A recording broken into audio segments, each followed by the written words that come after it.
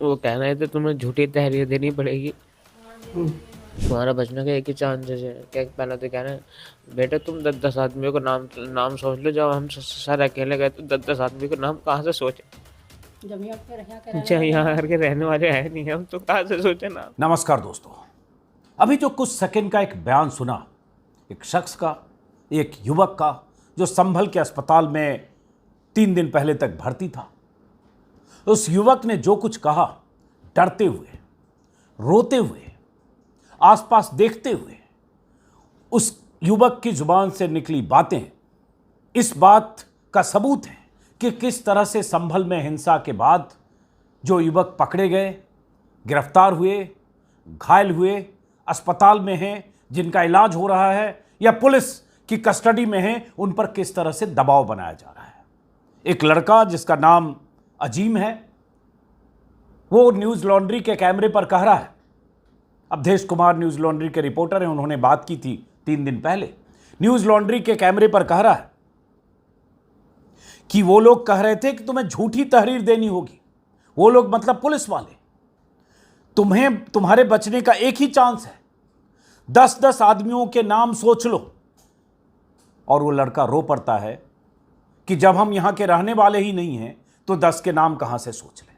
और जब वो लड़का बयान दे रहा है कैमरे पर, मतलब उससे बातचीत कर रहे अवधेश कुमार न्यूज़ लॉन्ड्री के रिपोर्टर, तो अस्पताल में, उस सरकारी अस्पताल के वार्ड के दरवाजे पर पुलिस वाले दिख रहे हैं। वो लड़का और उसके साथ जो उसके परिवार की 2 महिलाएं हैं, बहन है और मां है शायद, वो उसे ढाढ़स बंधा रही है और तब किसी ढंग से 2 मिनट या 3 मिनट वो बातचीत कर पाया है, क्योंकि उसे डर है कि पुलिस वाले जो वहां देख रहे हैं उसकी मौजूदगी में वो बोले कैसे कैमरे पर।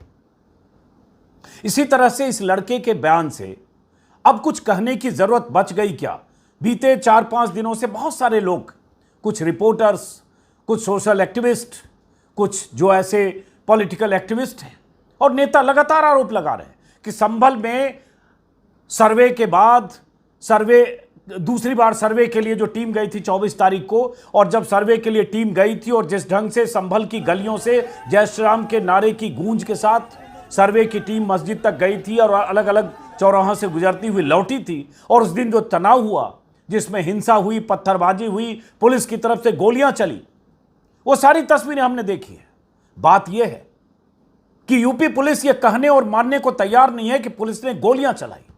कई दिनों तक इस पर छिपा छिपी का खेल चला। क्या ज्ञात लोगों ने गोलियां चलाई? उपद्रवियों की तरफ से ही गोलियां चली, पत्थरबाजों की तरफ से गोलियां चली, और आपसी गोलीबारी में वो 4 लोग मर गए, जिन 4 लड़कों के नाम लगातार 3-4 दिनों से सोशल मीडिया पर तैर रहे हैं, नईम, बिलाल, कैफ और अयान। हालांकि कुछ लोग कहते हैं 5 की मौत हुई और कुछ घायल हैं। उन्हीं घायलों में से एक ये अजीम है, जिसके पैर पर जख्म है। उसके परिवार वालों का कहना है कि उसे गोली लगी है। पैलेट या गोली, इसकी पुष्टि हॉस्पिटल या सरकारी तंत्र अभी करने को तैयार नहीं है, क्योंकि पुलिस तो ये मान ही नहीं रही है कि उसने गोली चलाई है। लेकिन इसका ये कहना अजीम का, ये बहुत बड़ी बात है एक सबूत के तौर पर, कि उस पर दबाव बनाया जा रहा है कि तुम 10 आदमियों के नाम लो। और ऐसे यूपी पुलिस का यह तरीका है, यही मोडस ऑपरेंडी है कि ऐसे मामलों में जहां दंगे के आरोप मुस्लिम युवकों पर या मुस्लिम भीड़ पर हो, जहां ऐसी घटना, ऐसी हिंसा, ऐसा हंगामा हो, उसमें कैसे टारगेटेड ढंग से लोगों को फंसाया जाए, पकड़ा जाए, और उसके बाद एक को पकड़ के 10 को और आरोपी बनाया जाए, उसके बयान लिए जाए। यही वो लड़का कह रहा है कि उस पर दबाव बनाया जा रहा है। ऐसे एक और लड़के का बयान भी न्यूज़ लॉन्ड्री ने दर्ज किया। मैं चाहता हूं वो बयान भी आपको दिखाऊं। पहले इस लड़के का पूरा बयान आप सुनिए, गौर से सुनिए। एक अस्पताल में भर्ती लड़का जो हॉस्पिटल में बेड पर इलाज करा रहा है। हालांकि अभी कुछ देर पहले मैंने न्यूज़ लॉन्ड्री के रिपोर्टर अवधेश कुमार से बात की, तो अवधेश कुमार ने बताया कि इस लड़के को और एक दूसरा लड़का और है हसन, उन दोनों को, दोनों जख्मी हैं, दोनों को अब मुरादाबाद के TMU हॉस्पिटल में शिफ्ट कर दिया गया है। क्योंकि ये वीडियो वायरल होने के बाद, अजीम और हसन का वीडियो वायरल होने के बाद, जिसे अखिलेश यादव जो यूपी के पूर्व मुख्यमंत्री हैं और बहुत सारे लोगों ने ट्वीट किया, उसके बाद यूपी प्रशासन में हड़कंप है और पुलिस वाले उसके बाद अब ज़्यादा सतर्क हो गए कि किसी तरह से इन तक कैमरा टीम ना पहुंचे। उस ढंग से उस दिन किसी तरह से न्यूज़ लॉन्ड्री के रिपोर्टर ने उनसे बात कर ली थी। अब एक बार पहले इसका पूरा बयान सुनिए और उसके बाद कि आखिर क्या छुपाया जा रहा है। आखिर आज ही समाजवादी पार्टी के अगर सांसद या विधायक या नेता या उनके प्रतिनिधि नुमाइंदे अगर जाना चाह रहे हैं संभल, उनको क्या दिक्कत है जाने में? क्या छुपाया जा रहा है? क्यों पुलिस इस तरह से वहां ऐसे घेराबंदी करके रख रही है कि वहां का सच बाहर ना पाए? फिर भी ऐसे रिपोर्टर जाकर कुछ लोगों से बात करने की कोशिश करके कुछ वहां का सच लाने की कोशिश कर रहे हैं। तो जरा सुनिए अजीम ने क्या कहा, गौर से। वो कह रहे थे तुम्हें झूठी तहरीर देनी पड़ेगी। बोलो बोलो।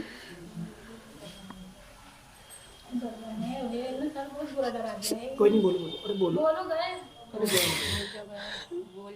बोलो। वो ये कह रहे थे वहाँ पर लेट के कि तुम्हारा बचने का एक ही चांसेस है। क्या पहले तो कह रहे हैं बेटा तुम 10 आदमियों को नाम सोच लो। जब हम सर अकेले गए तो 10 आदमी को नाम कहाँ से सोचे? जब यहाँ के रहने वाले है नहीं हम तो कहाँ से सोचे नाम? कहाँ के रहने वाले? तलवार सवादपुर के। कितने लोग संभल से? 20 किलो 20-25 होगा। तो यहाँ क्या कर रहे थे उस दिन? जी मजदूरी कराए हम यहाँ पे काम करने आए हैं। तो हमसे बोलेगा, मैंने कहा सर हमें क्या करना पड़ेगा, आप जो बोलोगे हम वो करने के लिए तैयार है। तो कह रहे हैं देखो बेटा बात ऐसी है, तुम्हें तहरीर देनी पड़ेगी झूठी। क्या करना पड़ेगा? तो बोले हम सर तुमसे लिखवाएंगे कि वहाँ हम गए काम से, वहाँ पुलिस फायरिंग कर रही थी और पब्लिक पत्थर बरसा रही थी।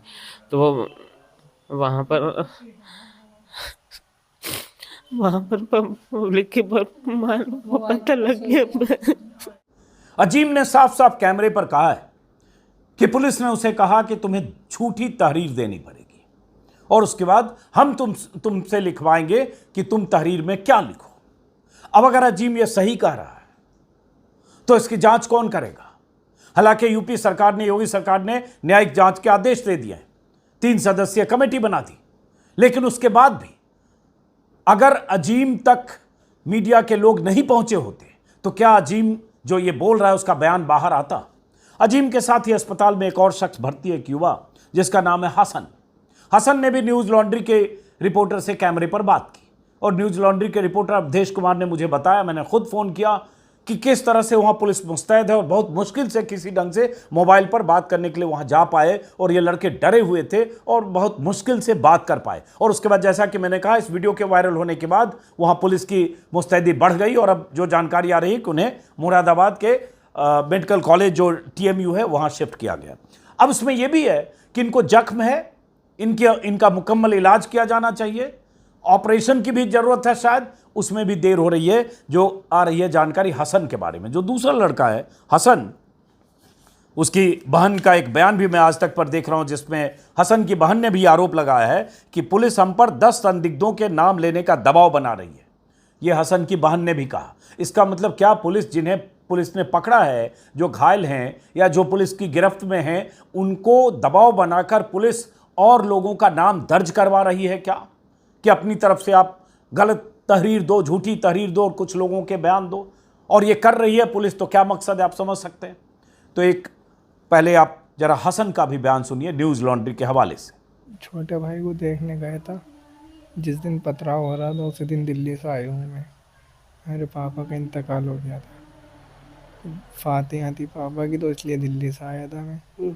छोटा भाई घर पे था नहीं, तो मम्मी ने बोला वहाँ होएगा, वहाँ देख कर आओ। तो वहाँ गया, भीड़ में धक्के हो गया। जो क्या हुआ आपको? गोली लगी? जी फायर पर गोली लगी? बाहू में, भीड़ में था, पता नहीं किधर से लगी, कहाँ से लगी। बस मैं वहाँ से जा रहा था, भाई को देखकर 2 मिनट के अंदर इतना सब कुछ हो गया। हसन ने कहा न्यूज लॉन्ड्री के कैमरे पर कि मैं छोटे भाई को देखने गया था जिस दिन पथराव हुआ, जो आपने सुना, और पिता की मौत के बाद फातिहा के लिए उसी दिन दिल्ली आया था और घर पर भाई नहीं था, तो मम्मी के कहने पर वहाँ चला गया। और ऐसा होता है कि भीड़ में बहुत सारे लोग, कहीं कुछ ऐसी स्थिति तनावपूर्ण होती है तो मोहल्ले के सारे लोग भीड़ का हिस्सा बन जाते हैं। बात यह है कि पुलिस का ये कहना कि पुलिस की तरफ से गोली नहीं चली, गोली आपसी चली, दंगाइयों ने या बलवाइयों ने, उपद्रवियों ने एक दूसरे पर फायरिंग की, क्रॉस फायरिंग में ये सब हुआ, तो ये क्या है। और हसन के साथ एक और जानकारी आ रही है कि हसन के पैर में, ऐसा उसके परिजनों का कहना है कि उसके पैर में गोली लगी है और उसके हाथ में गोली लगी है और उसके ऑपरेशन की ज़रूरत है। और अगर ऑपरेशन जल्दी नहीं हुआ तो उसका हाथ बेकार हो जाएगा। ये भी उसके परिजनों का कहना है कि जल्दी ऑपरेट नहीं किया गया तो उसका हाथ बेकार हो जाएगा, हाथ की नस कट गई है, लेकिन पुलिस किसी से मिलने नहीं दे रही है। बहुत मुश्किल से खाना देने वक्त उसके परिजन मिल पाते हैं, लेकिन इस वीडियो के वायरल होने के बाद सख्ती और बढ़ गई है। तो इसके पीछे पुलिस का मकसद क्या? देखिए, जब तक पूरी जांच, चार्जशीट और अदालती कार्रवाई ना हो जाए तब तक कोई गुनहगार तय नहीं हो जाए, और जब तक उसे सजा ना हो जाए तब तक वो आरोपी है। और पुलिस कैसे ऐसे मामलों में जहां मुस्लिम हैं अगर आरोपी, तो पुलिस का क्या रवैया होता है, और अगर किसी मुसलमान को फंसाना होता है किसी मामले में तो यूपी पुलिस का क्या रवैया होता है, इस पर कुछ कहने की जरूरत नहीं। हजारों कहानियां हैं बीते 10 सालों की। लेकिन हसन के केस में अगर उसे लगता है कि हसन, हर अपराधी का भी, अगर वो अपराधी है तो उसका भी कुछ मानवाधिकार होता है, उसका भी मानवाधिकार उसे इलाज की अनुमति देता है, और ये सरकार और सिस्टम और पुलिस की जिम्मेदारी है कि उसे मुकम्मल इलाज मिले। हसन के मामले में मैं देख रहा हूं, जो आज तक की खबर है, अमित भारद्वाज ने हसन और अजीम के मामले में, जिसमें उन्होंने कहा है परिवार, हसन के परिवार का दावा है, जैसा मैंने कहा, कि पुलिस 10 संदिग्धों का नाम लेने का दबाव बना रही है। परिजनों के मुताबिक हसन के हाथ में गोली लगी है। हसन की बहन आशिया ने कहा कि हम पर लगातार दबाव बनाया जा रहा है, कि दबाव बनाया जा रहा है, मेरे पिता की नवंबर में मौत हो गई थी और भाई हसन को हिरासत में रखा गया है। डॉक्टरों ने कहा कि उनके हाथ की सर्जरी की ज़रूरत है, नहीं तो हाथ काम करना बंद कर देगा। उसे पहले संभल ले जाया गया, बाद में मुरादाबाद रेफर कर दिया गया। संभल में हसन, अजीम और वसीम संभल में जो हिंसा में जो घायल हुए, अब TMU हॉस्पिटल में भर्ती हैं। अजीम के पिता ने कहा कि मेरे बेटे को पैलेट लगी है, वो हिरासत में है। अजीम अपनी मौसी से मिलने गया था जो मस्जिद के पास रहती है। खलील ने बताया उन्हें अपने बेटे अजीम को खोजने के लिए 20 नवंबर को एक अस्पताल से दूसरे अस्पताल जाना। हसन और अजीम की ये कहानी, अगर न्यूज़ लॉन्ड्री की कैमरा टीम या रिपोर्टर वहाँ नहीं पहुँचे होते संभल में, तो शायद आई भी नहीं होती, पता भी नहीं चलता। मुरादाबाद के कमिश्नर रोज प्रेस कॉन्फ्रेंस कर रहे हैं, मीडिया के सामने हाजिर होकर अपनी तरफ से लगातार ये बयान दे रहे हैं कि जो कुछ हुआ पत्थरबाजों ने किया, दंगाइयों ने किया, उन्होंने सेल्फ डिफेंस में पुलिस ने जो कुछ कार्रवाई की। लेकिन कोई पुलिस वाला ऑन रिकॉर्ड ये कहने को तैयार नहीं है कि पुलिस की तरफ से फायरिंग में 4 मरे, और जो मरे उनके बारे में दिलचस्प जानकारी आई, एकदम विचित्र किंतु सत्य, यकीन से परे, जो 4 दिन पहले खबर आई थी कि जो पुलिस की फायरिंग में जो उनके परिजनों का या पॉलिटिकल जितने लोग हैं उनका दावा है कि जो 4 लोग मरे, फायरिंग हुई, फायरिंग के शिकार होकर मरे, जिन 4 लोगों की मौत हुई गोली चलने से, गोली लगने से, उनके किसी के शरीर में बुलेट नहीं। पोस्टमार्टम रिपोर्ट विचित्र किंतु सत्य टाइप का, 4 युवकों के सीने में गोली लगी, पीठ से आर पार हो गई।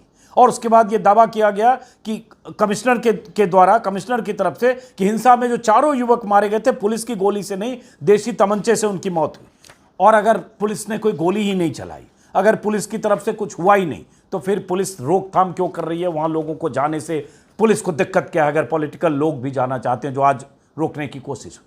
और अगर ये अजीम और हसन ये कह रहा है कि पुलिस उस पर दबाव बना रही है कि 10-10 के नाम ले, तो इसका क्या मतलब है? आज चूंकि समाजवादी पार्टी के नेताओं को वहाँ जाने से रोक दिया गया, तो अखिलेश यादव ने भी एक बयान दिया। पहले अखिलेश यादव का बयान सुनिए, फिर बहुत सारे लोगों ने याचिकाएं दायर की है, क्योंकि भरोसा अब अदालत से ही है, सुप्रीम कोर्ट हो चाहे प्रयागराज हाई कोर्ट हो, जहां याचिकाएं दायर की गई हैं कि संभल मामले में जो पुलिस ने की है कार्रवाई, या जिस तरह से पुलिस की फायरिंग हुई, जो पुलिस का एक्शन हुआ, उसमें मौतें हुई, उसकी मुकम्मल जांच हो। और उसके वीडियो उस समय भी आए थे जब पुलिस गोली चलाओ जैसी बातें पुलिस वाले वर्दी में कर रहे थे, और फायरिंग की तस्वीरें भी, वो कई बार सोशल मीडिया पर वीडियो वायरल हुआ है। लेकिन अखिलेश यादव ने क्या कहा, सुनिए जरा। समाजवादी पार्टी का डेलीगेशन संभल जाना था, हम सब लोग शांति के पक्ष में हैं। वहाँ शांति हो, लोगों को न्याय मिले, और न्याय मिलना जरूरी है। लोग और जो प्रशासन बातें समय समय पे कह रहा है, वो सरकार के इशारे पे कह रहा है। जिसने इतना प्रतिबंध लगाया, ये प्रतिबंध और इतनी तैयारी फोर्स की अगर पहले होती तो इतनी बड़ी घटना नहीं होती। लोगों को न्याय का भरोसा दिलाना इस सरकार की जिम्मेदारी है। न्याय और लोगों को न्याय मिलेगा, इसके लिए प्रशासन और सरकार की जिम्मेदारी बड़ी बनती है। लेकिन जो कुछ संभल में हुआ है, पहले दिन जब सर्वे हुआ किसी को आपत्ति नहीं थी, सभी लोगों ने मिलकर के सर्वे कराया। आखिरकार दोबारा सर्वे क्यों करने का मन बनाया प्रशासन ने, दोबारा बनाया। और जब जा रहा था सर्वे की टीम में तो बीजेपी के कार्यकर्ता क्यों गए? ये पूरा का पूरा प्रशासन और सरकार का कराया हुआ झगड़ा है। अन्याय अगर किसी ने किया है तो सरकार और प्रशासन ने मिलकर किया है। उन्हें न्याय मिले, वहां के लोगों का न्याय मिले, शांति हो, और शांति बीजेपी कभी पसंद नहीं कर सकती। उत्तर प्रदेश के पूर्व मुख्यमंत्री अखिलेश यादव लगातार योगी सरकार पर, यूपी के पुलिस वालों पर, मुरादाबाद पुलिस पर, संभल पुलिस पर लगातार ये आरोप लगा रहे हैं कि पुलिस ने वहाँ गलत ढंग से कार्रवाई की है, फायरिंग की है, बर्बरता की है, उसकी जांच होनी चाहिए। आज भी अखिलेश यादव ने हसन और अजीम की तस्वीरें वीडियो ट्वीट करते हुए भी लिखा कि राष्ट्रपति जी को उन्होंने एड्रेस करते हुए लिखा कि महामहिम राष्ट्रपति जी और माननीय सर्वोच्च न्यायालय के अतिरिक्त अन्य किसी से भी इंसाफ की उम्मीद नहीं है। वीडियो का संज्ञान लेते हुए तुरंत देश की एकता और शांति के दुश्मनों को उनकी सही जगह पहुंचाई जाए, क्योंकि यही आरोप है पुलिस पर। और जिस ढंग से वहाँ हुआ, संभल में जिस ढंग से आनन फानन में एक ही दिन में याचिका दायर होना सर्वे के लिए, उसके बाद 2 घंटे के अंदर अनुमति मिल जाना, 4 घंटे 5 घंटे में सर्वे टीम का पहुंच जाना, और 19 तारीख को सर्वे होने के बाद फिर 24 तारीख को सुबह सर्वे के लिए टीम का पहुंचना, और उस भीड़ के साथ अलग अलग जगहों से होते हुए आना जाना, और उसमें जय श्री राम के नारे लगना, उत्तेजना पैदा करना, वो सारी तस्वीरें आप देख चुके हैं। अब जो बहुत सारी याचिकाएं दायर की गई पुलिस के रवैये पर, उत्तर प्रदेश के पुलिस के रवैये पर मैं कहूँ उससे ज़्यादा सुप्रीम कोर्ट 2 दिन पहले कह चुका है। हालांकि वो एक उत्तर प्रदेश के एक आरोपी गैंगस्टर जिनके बारे में बहुत सारी कहानियां हैं उत्तर प्रदेश में, उनके बयान के उनकी याचिका के संदर्भ में सुप्रीम कोर्ट ने कहा, जब वो जमानत याचिका या उनकी गिरफ्तारी की आशंका के लिए वो सुप्रीम कोर्ट की शरण में गए थे, सुप्रीम कोर्ट ने उत्तर प्रदेश के पुलिस के लिए इतनी बड़ी बात कही जो अपने आप में तमाचा नहीं, अपने आप में बहुत शर्मनाक है। उत्तर प्रदेश की पुलिस के लिए चुल्लू भर डूब मरने की बात है कि यूपी पुलिस को अगर सुप्रीम कोर्ट कहे कि यूपी पुलिस पावर का आनंद ले रही है, अगर दुबे को छुआ तो इतना सख्त आदेश देंगे कि जिंदगी भर याद रखोगे, डीजीपी के लिए कहा था सुप्रीम कोर्ट ने 2 दिन पहले। और उत्तर प्रदेश की पुलिस पर बीते 7 सालों में, खास करके योगी राज में, इतने आरोप हैं एनकाउंटर के, fake encounter, half encounter, full encounter, उस पर अगर कोई रिसर्च करे तो हजारों पन्ने दर्ज हैं गूगल में, और उस पर डॉक्यूमेंट्री बनाए तो ऐसे 50 ऐसे लोग मिल जाएंगे जो गवाह होंगे, जो विक्टिम होंगे, जो पीड़ित होंगे, जो बताएंगे पुलिस की बर्बरता के कैसे शिकार हुए। अब इस मामले में, संभल के मामले में याचिकाएं जो दायर हुई है, एक याचिका दायर हुई है कि एसआईटी जांच या सीबीआई की जांच की मांग की गई है। इसके अलावा हाईकोर्ट के रिटायर्ड जज की अध्यक्षता में जांच की मांग की गई है। एक याचिका में सीधे तौर पर पुलिस प्रशासनिक अधिकारियों के खिलाफ एफआईआर की मांग की गई है। कहा गया गोली चलाने का आदेश देने वाले अफसरों पर एफआईआर का आदेश हो। इसी प्रकार मांग की गई कि संभल में पुलिस ने बर्बर रुख अपनाया, पुलिस की गोली से मौतें हुई, इसकी जांच के लिए एसआईटी बने। और सुप्रीम कोर्ट की शरण में भी या सुप्रीम कोर्ट में भी याचिका दायर करने के लिए कुछ संगठन आगे आए हैं। एक याचिका association of protection of civil rights की तरफ से इलाहाबाद हाईकोर्ट में दायर की गई है। इसमें भी पुलिस पर अत्याचार के आरोप हैं और मुस्लिमों पर ज़्यादा कार्रवाई का दावा है। इस याचिका में मांग की गई है कि संभल और किसी अन्य क्षेत्र में जहां हिंसा हुई थी, मृत्यु के कारण और मौतों की संख्या पर एक रिपोर्ट पेश करने का निर्देश दे, मतलब हाईकोर्ट निर्देश दे। उसके बाद पुलिस द्वारा गिरफ्तार किए गए व्यक्तियों के नाम और उनके साथ साथ प्राथमिकी और कानून के साथ कानूनी स्थिति के साथ एक रिपोर्ट मांगे अदालत, जिसके तहत उन्हें गिरफ्तार किया गया। उसके बाद व्यापक हिंसा के संबंध में पुलिस या राज्य के पदाधिकारियों द्वारा अपराधों और अत्याचारों पर आरोप लगाने वाली सभी शिकायतें तुरंत दर्ज की जाए, एक स्वतंत्र जांच एजेंसी गठित कीजिए। ऐसे बहुत सारी मांग उन्होंने की है जो पुलिस की कार्रवाई के खिलाफ जांच की मांग है। उसी में मांग की है नईम गाजी, मोहम्मद बिलाल, रुमान खान, मोहम्मद अयान और मोहम्मद कैफ नामक 5 लोगों की नृशंस हत्या में शामिल पुलिस अधिकारियों के खिलाफ इस कोर्ट या अन्य सक्षम एजेंसी की देखरेख में एक स्वतंत्र एजेंसी द्वारा जांच का निर्देश दें। ये इस तरह से कई मांगे। बहरहाल तो ये याचिकाएं दायर हुई। अब ये देखना है कि कोर्ट का रवैया, चाहे प्रयागराज हाई कोर्ट हो या कल को अगर सुप्रीम कोर्ट इसमें दखल देता है, कोर्ट का रवैया क्या। लेकिन ये वीडियो वायरल होना और उस लड़के का बयान आना। अब इससे एक चिंता भी है। चिंता यह है कि 3 दिन पहले शायद मंगलवार को या बुधवार को न्यूज़ लॉन्ड्री के रिपोर्टर ने इन दोनों लड़कों से संभल में बात की। अब जैसा कि मैंने कहा, अब उन्हें मुरादाबाद शिफ्ट किया गया है। अब पुलिस का दबाव उस पर अलग से भी हो सकता है।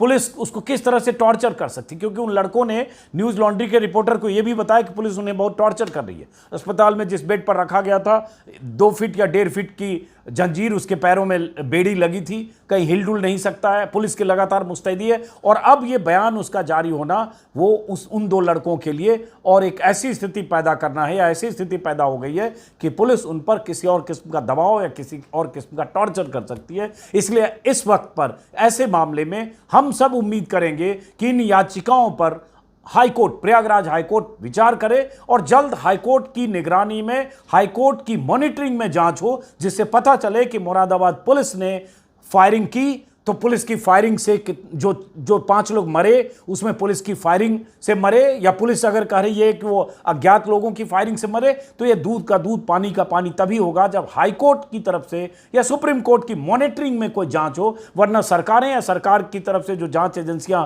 अगर जांच करती है, उस पर क्या लीपापोती होती है और कैसे लीपापोती करके पूरे मामले को दफन कर दिया जाता है, इस पर कुछ कहने की जरूरत नहीं है। क्योंकि यही बात अपने आप में शक पैदा करता है कि 4 लड़कों को गोली लगी और गोली उनके जिस्म से आर पार हो गई, कोई सबूत ही नहीं मिला, मतलब गोली मिली नहीं, तो इस पर कैसे यकीन करें। चलिए, बहरहाल देखते हैं कि अब अदालत के दरवाजे तक ये लोग पहुंचे हैं। अदालत क्या इसमें याचिका स्वीकार करती है, अदालत क्या निर्देश देती है। फिलहाल इस वीडियो को यहीं ख़त्म करते हैं। और जिस तरह से देश में एक माहौल बना है, संभल से लेकर अजमेर दरगाह तक, आज खबर आई एक और पुराना 2 साल पुराना मामला था कहीं मस्जिद को लेकर, उस मामले में भी कोर्ट में याचिका है या सुनवाई चल रही है, उसमें भी कुछ नए बवाल की गुंजाइश है। और आने वाले दिनों में ऐसी घटनाएं और होगी। हालांकि सुप्रीम कोर्ट ने जिस ढंग से दखल दिया है कल, उससे थोड़ी उम्मीद तो है। अब हाईकोर्ट में 3 दिन के भीतर संभल के जो लोग हैं जामा मस्जिद के पक्षकार, उनकी तरफ से हाईकोर्ट में याचिका जाएगी या हाईकोर्ट में सुनवाई होगी। उसके बाद हाईकोर्ट का क्या रुख होता है, इस पर नज़र होगी। लेकिन स्थितियां ऐसी ज़रूर हैं कि आने वाले दिनों में ऐसी तनावपूर्ण घटनाएं किस शहर में हो जाए, उसके बारे में अभी हम आकलन भी नहीं कर सकते। फिलहाल इस वीडियो को यहीं ख़त्म करते हैं, फिर मुलाकात होगी। नमस्कार।